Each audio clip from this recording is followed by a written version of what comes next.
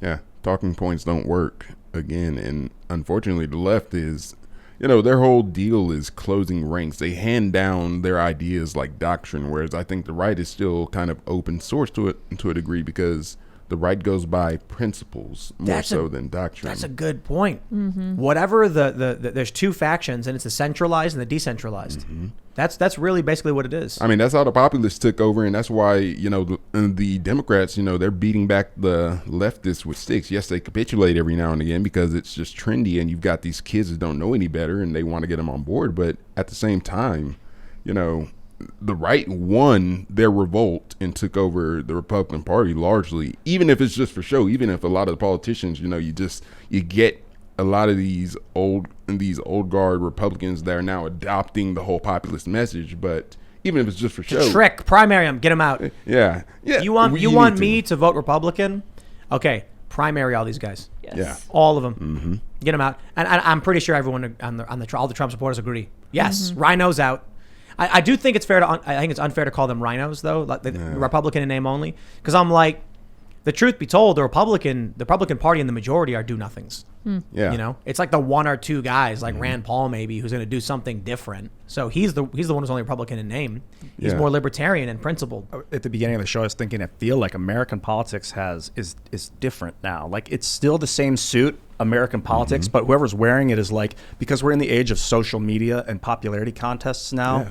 I don't think that these endless terms work anymore. It's too easy to get super popular and then have like totalitarian control. Basically. So we've really got to kind of, reboot or reevaluate or transition. There's probably a better word. No, I get what you're saying. And I mean, it's happening to an extent. The Democrats, they run their party in a very 90s to 2000s era kind of way. That's why they focus on big media corporations and all that, whereas the right has already evolved. So the left is still the left. And when I say left, I don't mean the true left. I mean this neoliberal establishment. They are still operating in the Clintonian era where, you go up, you get a celebrity to say some good things about you, and then, you dance around for the camera, and then you go back to your dark room. But remember when Hillary Clinton was campaigning and she put on a Southern drawl when she was in like Alabama or wherever she was? Like, yo, we have the internet. Back in the day, you could do that. Back in the day, the politician could go to Chicago and be like, I'm just like you guys. I got a garage door opener just like you. And they could go to New York and be like, yo, you vote for me and both of these guys are getting out and I'm going to wipe these guys out. And it worked. People would be like, hey, he sounds like me. Now, when you do that, they're like, why are you talking different? AOC actually did it. Remember when she put on like a Spanish... She put on a Spanish accent. Yeah. And then people were like, yo, you don't sound like that.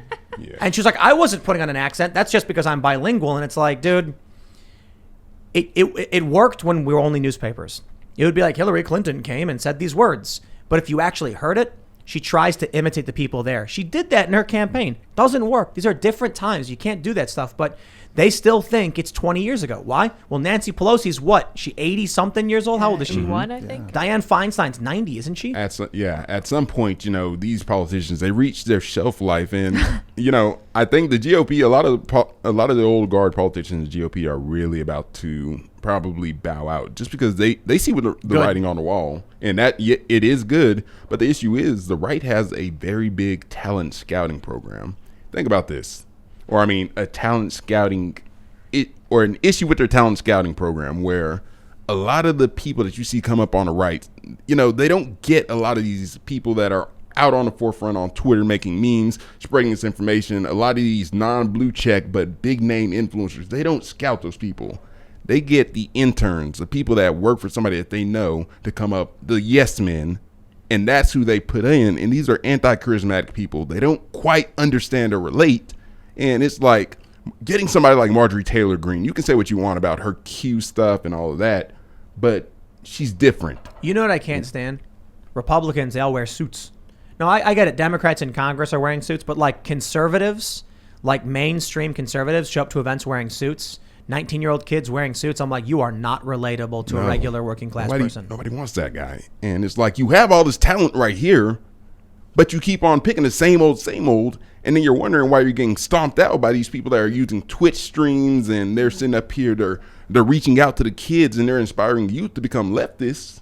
I think a lot of people, conservative that are really successful people that happen to be conservative, go into business. They don't go into politics. That's a big thing too. And that's honestly the cycle that politics should follow, is that you should become very proficient in something else in life.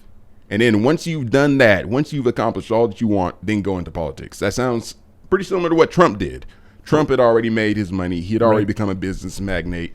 You couldn't bribe him because he already had everything. So what do you want?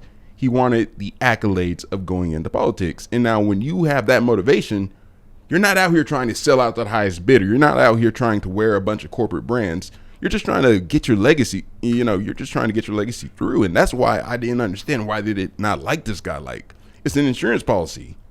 Trump gets in. If he does bad, his brands suffer. People remember Trump as, oh, you remember that guy that got in and he just ruined everything? Kind of like what we said about Joe Biden. Like, Trump he wouldn't allow that to happen. So that's why I just didn't get that. But that's the cycle that politics is supposed to follow. But you miss Trump yet? I sure could go for some mean tweets right now. Right. I would take 20 mean tweets. Yeah. Fire gas him off. prices. Yeah. He's looking good. Man. Yeah, Cut out the fast food. And something like that. I remember 2019, man.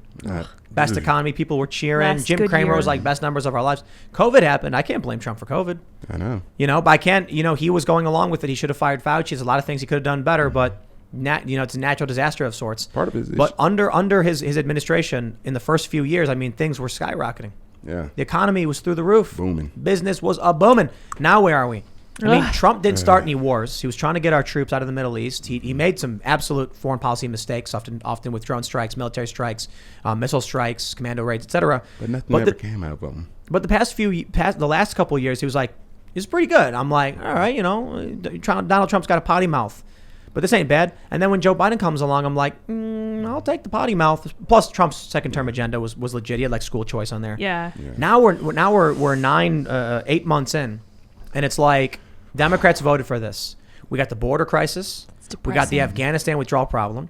We've got an economic crisis. We've got the eviction crisis. We've got job shortages, fuel shortages, food shortages. Holy, Joe Biden screwed all I us won't up. blame him. The economy was on its way down, even though they gave it that one last ride before they started printing the other. Like, we were already at 18 trillion in deficit. I think, but the by rhetoric time around, Biden got in. but I mean, at that point, the rhetoric around lockdowns definitely accelerated. It made it worse. And, again, there was nobody to take the DeSantis approach and just say, hey guys, let's stop this. Follow me. Trust me. Let's not lock down because that's going to kill us where we're at. And, And there's a difference between the debt and the economy.